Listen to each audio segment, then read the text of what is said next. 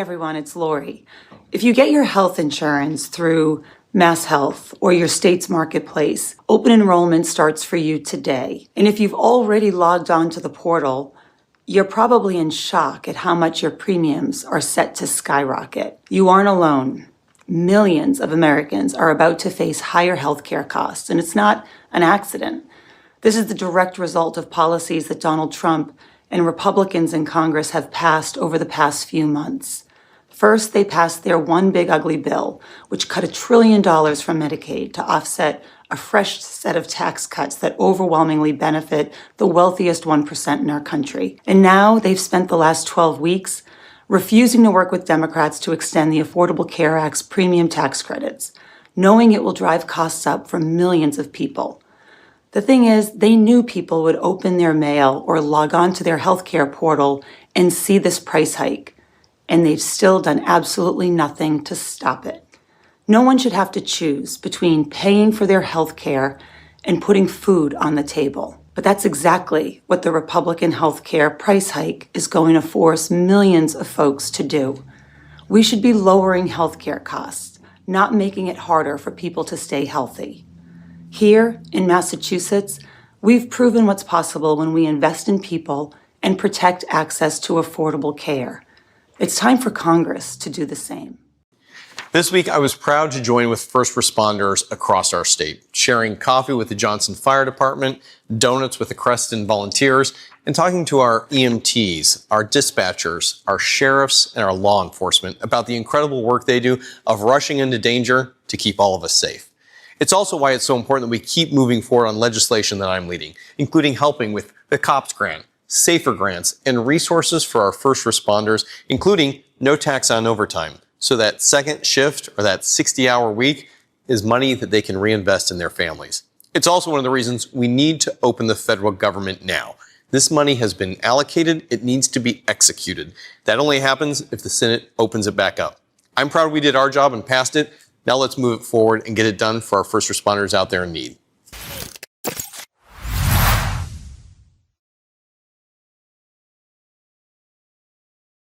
Hi, I'm Senator Rick Scott. This weekend, time will fall back, and Americans will have to change their clocks once again.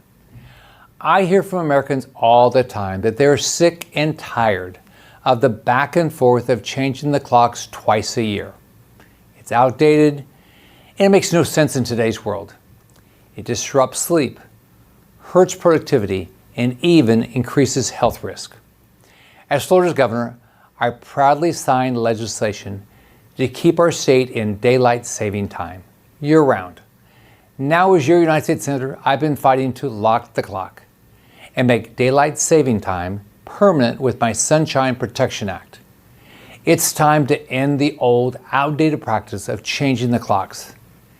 And unlike many things in Washington, this is something Republicans and Democrats can get behind. It's time to act and lock the clock. Let's end the madness by passing my bill and locking the clock once and for all. Have you checked out your new healthcare premiums yet? This is absolutely outrageous.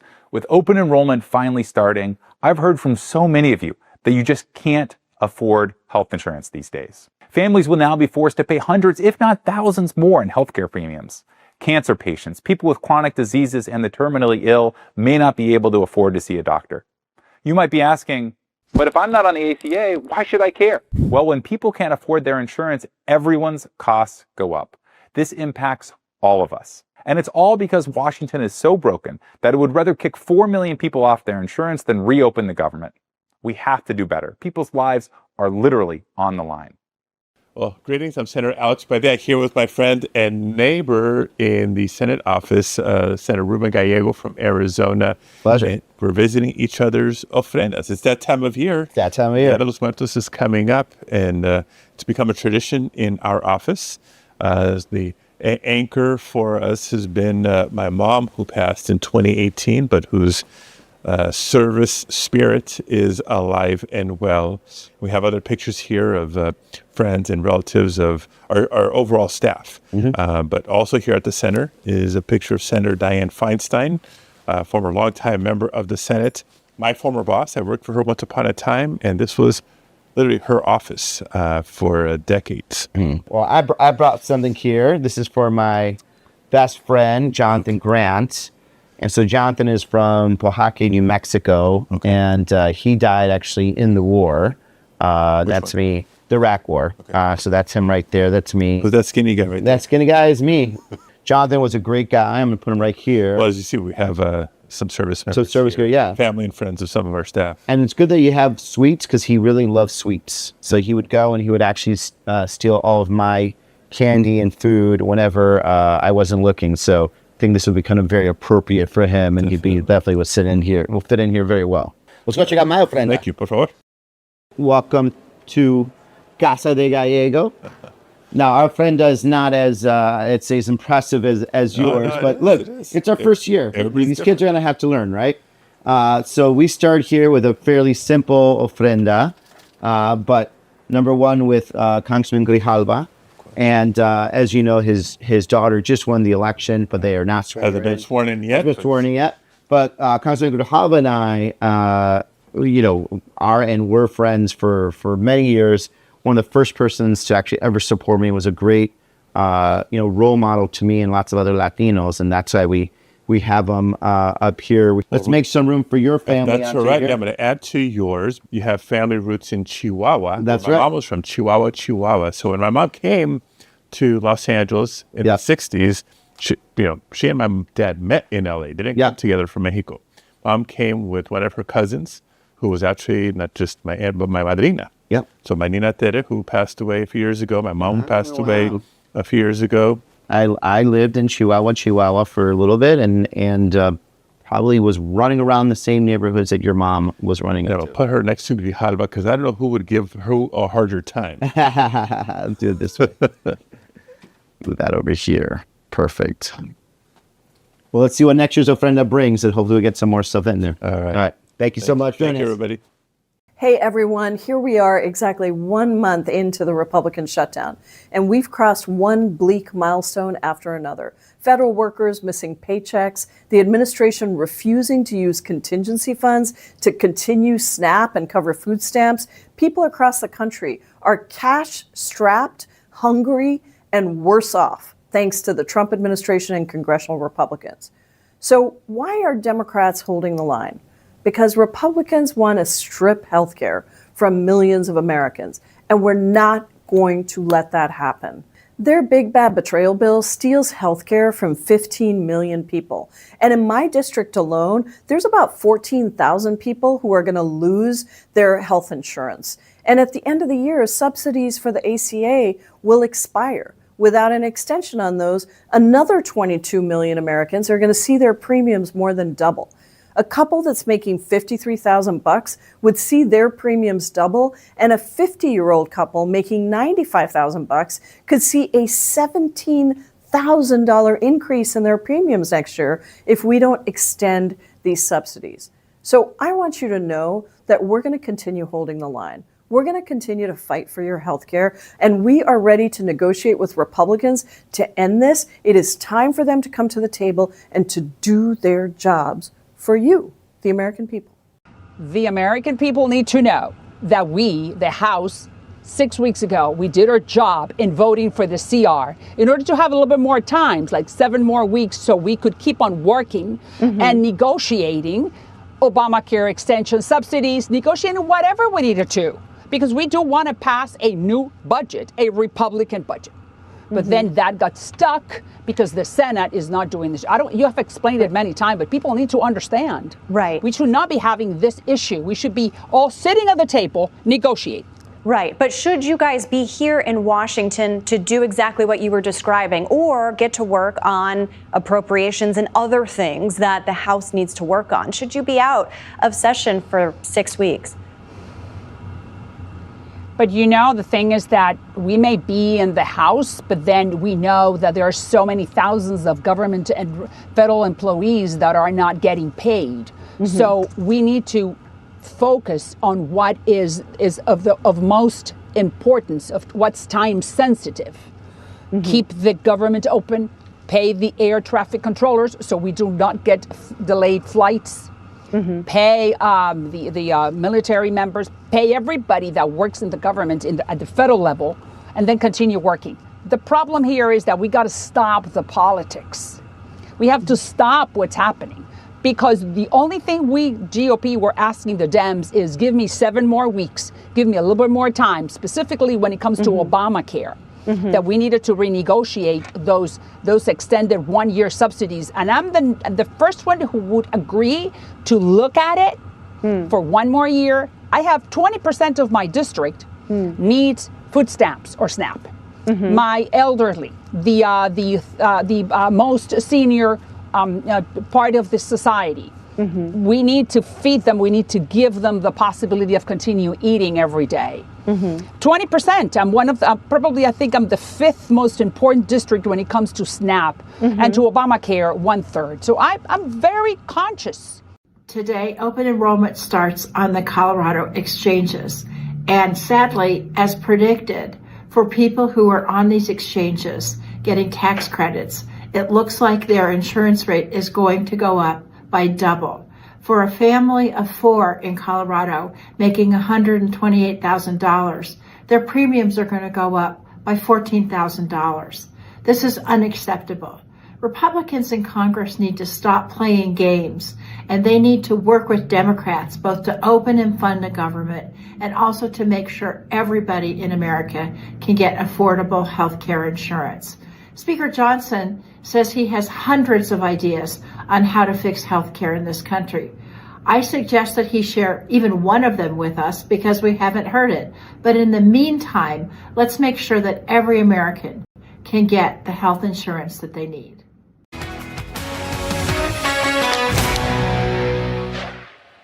President Trump is taking action in response to the killing of thousands of Christians in Nigeria.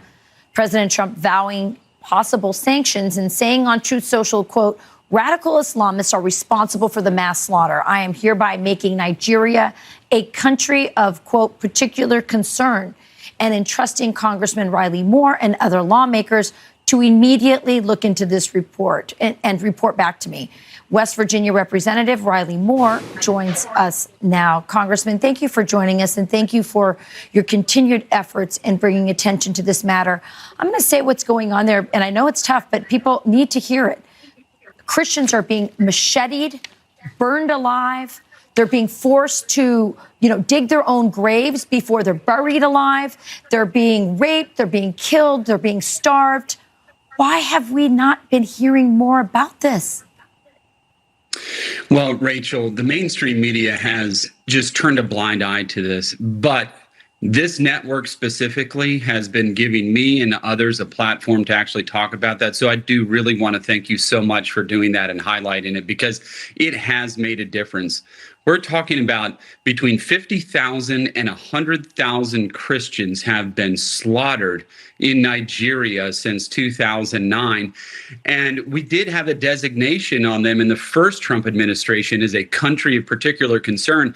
The Biden administration took that off because the killing, according to them, was happening because of land disputes, and climate change was the culprit in this, which it's hard to believe that that's even a justification.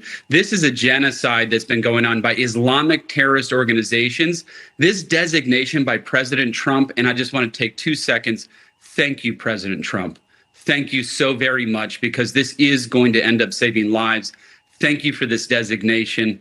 And I think this is going to make a huge difference. And we're going to get right to work on this and get to the bottom of what's happening and give President Trump a full menu of options that we can use to try to stop these killings. So what does the designation do exactly? Well, this designation opens up a menu of 15 types of different options the president can use.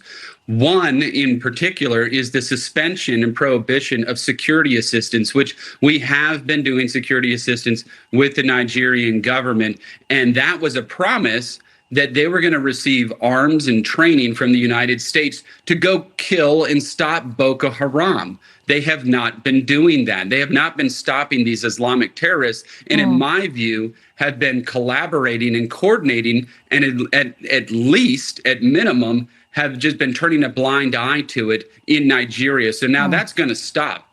But this menu of options also includes the ability of the administration now to use targeted sanctions against entities within Nigeria itself, suspend economic cooperation. There's a whole list of options in here that I think is really going to have a dramatic effect in reducing the killings in Nigeria. Yeah, every pastor, every priest, including the Pope, this should be the number one issue for every Christian leader in America. I think members of Congress should go and visit. They go to Switzerland. They go to all kinds of places. Let's go. Let's see. Let's meet with the victims. Let's make it real if we really want to do something about it. You were part of a very wonderful CPAC Christian Persecution Summit that brought faith leaders together to talk about how we can fix this situation through policy and awareness. Just wanted to give you a last word on how that went, because I know you were part of it. Yes, and I want to thank Matt Schlapp, Mercedes Schlapp, the CPAC folks, for putting that great event on. And it was one day after that event, and then actually coming on this network, that President Trump put that designation in place. And just one day before All Saints Day, which we're obviously celebrating today as Catholics. So just such a huge, huge turning point in this entire saga and sad tragedy that's been taking place. But God bless you, President Trump. Thank you so very much for standing up for Christians in Nigeria and around the world. Amen to that. He really does care, and we should all pray for these martyrs. They are Christian martyrs. They have kept the faith under really horrific circumstances. Thank you, Congressman. We really appreciate it. Today is a day that open enrollment starts. Open enrollment is a time for you to start looking at healthcare and healthcare coverage. You can now shop for an individual or family plan for 2026 at wahealthplanfinder.org. Now, while you're shopping, you will notice the cost of healthcare has increased this year. And they've gone up because of deliberate actions taken by the Trump administration. As for instance, with the big ugly law, Republicans in Congress have made the largest cut in Medicaid in its history. What that means is more than 22,000 people in Northwest Washington state will lose access to health care because of the big ugly law. And now Republicans in Congress are refusing to extend health care tax credits that help people like you, small business owners, family members, individuals, purchase healthcare insurance in an affordable way. In fact, about 8,300 more people in Northwest Washington state will lose health insurance because of the lack of these healthcare tax credits. Now, more uninsured people means that communities will have to bear the cost. And where does it happen? Usually in the emergency room at your local hospital. And the hospital has to recoup that cost, and those costs get spread throughout everyone else's healthcare, including your own. It is very important that we reverse these cuts. It's very important we extend the healthcare tax credits. It's important that you go and shop for an affordable healthcare plan at wahealthplanfinder.org.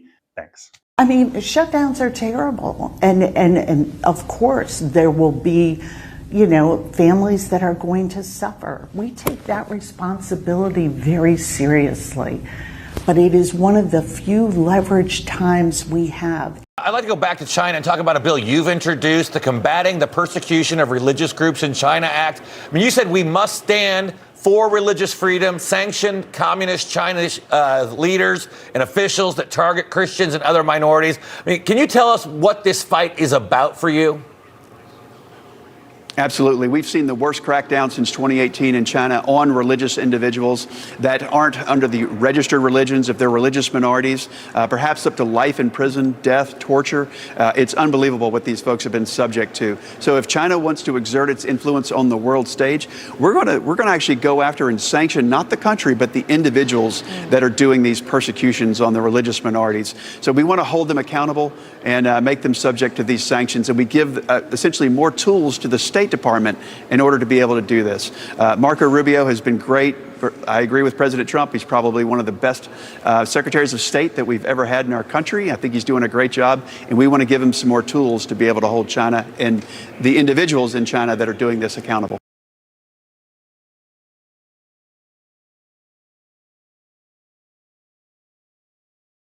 We want to bring in the House Democratic leader, Hakeem Jeffries of New York. Leader Jeffries, we appreciate your waking up with us. Good morning to you. As we just heard from both Julie and Ryan, This, if it wasn't already, this crisis just got very real for a lot more Americans. Food lines at football stadiums. 42 million Americans beginning today are going to go without those SNAP benefits. This isn't just blue states, red states. Everybody is affected by this. Democrats have framed this debate as being about healthcare premiums, which are expected to skyrocket at the end of the year right now. But have we reached the point where other crises like those benefits, now no longer available to Americans, have become more immediate, that it needs to be addressed right now?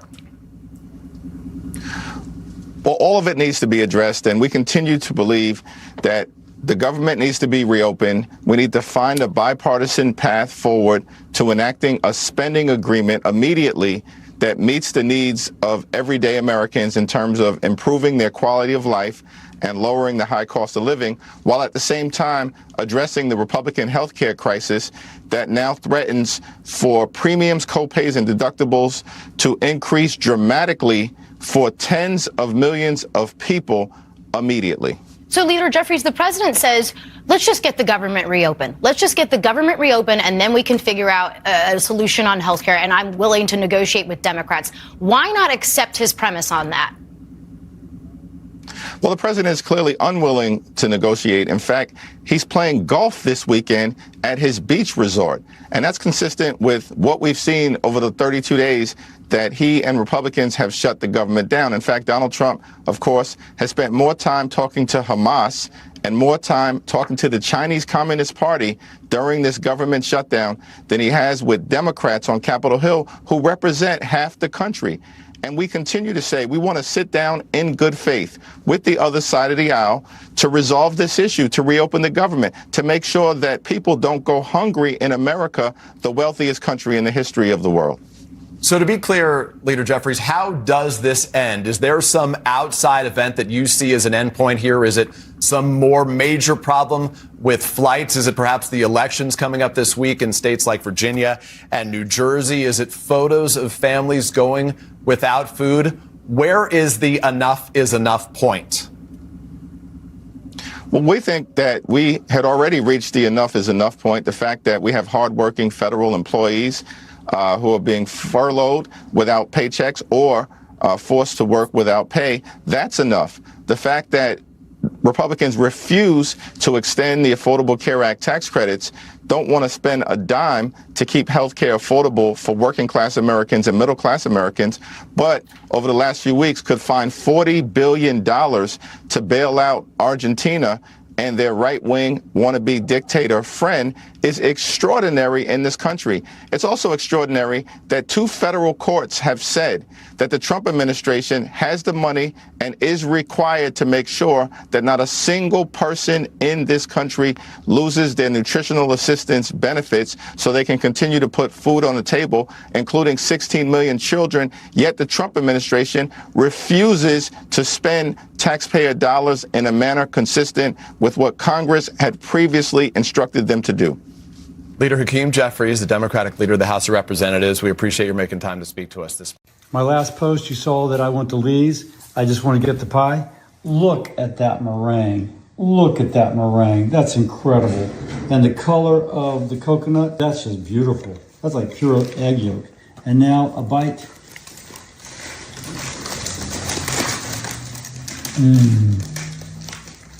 As good as it looks. Lee's Pies, a legend. So today marks the beginning of open enrollment in Covered California, our marketplace in California. But it's also the day that millions of Americans all over the country are going to see, some for the first time, the dramatic increase in their healthcare costs as a result of the Republican expiration of these tax credits. I've been hearing a lot. These are just a couple of things that constituents are sharing with me. Here's one story. Anyone else gotten their health plan rates for 2026? I did today, and I'll have to cancel mine with chronic conditions requiring daily prescriptions, weekly doctor visits, quarterly labs, and biannual mammograms. My share of cost will go up well over $1,000 per month, and as a senior on a fixed and low income, I could not possibly come up with $1,000 a month. Sadly, there are so many seniors who will be in this position. So that's one experience. Here's another. My bronze HMO high deductible plan is $752 per month, And using most but not all of the tax credit, my monthly premium is $200 per month, and that is using $552 worth of credits. I'm currently single and retired, so my income is well within the limits to qualify for the credits. If the credits all go away in 2026, this will wipe me out and I will likely go without insurance, even though I know it's not a good idea. And this is precisely the problem, that 400,000 people in just California alone will end up dropping their coverage. For seniors, that will mean that a lot of their premiums will double. Those that stay in the system will see their premiums double. We need to fight to protect these tax credits. Share your stories with me here.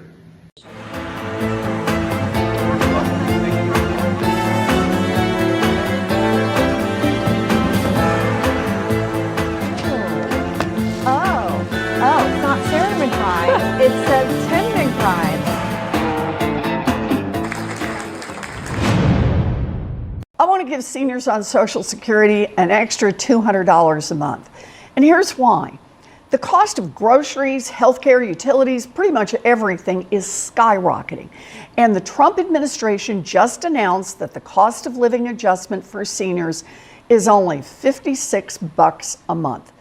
That doesn't even cover 2 days' groceries for most families. Donald Trump's chaotic tariffs are causing serious economic pain, and the costs are going up, up, up. At the same time, Trump and Republicans' big, beautiful bill means Americans are already getting letters telling them their health care costs are skyrocketing. You know, it's a 1-2 punch. And meanwhile, Trump is sending $40 billion to Argentina to bail out a bunch of Wall Street hedge fund bros. But our seniors, yeah, they're getting $56 a month. That's just flat out wrong and nowhere near enough to offset Trump's inflation. And that is why I just proposed a new emergency bill to give seniors an extra $200 a month in Social Security and veterans benefits for 6 months. That would at least give people some real relief. Look, it's all about priorities. Donald Trump is tanking the economy and handing out giant tax giveaways to billionaires. Democrats are fighting to get relief for seniors and lower costs for Americans. I'm in this fight all the way. Well, I hope everybody had a fun and frightening Halloween. But if you weren't scared enough last night, you will be today if you open up and look at your health care rates if you buy health insurance on the ACA marketplace. You'll also be scared and terrorized if you be part of the 1 in 8 Americans who receive SNAP benefits if the administration doesn't follow the courts and use the emergency funds. It's what we're fighting about. We know we have to get the government open this week. November 1 is the equivalent of D-Day. We all have to stand up and say, we can do better, get the government open, avoid the healthcare cliff. Let's let no American go.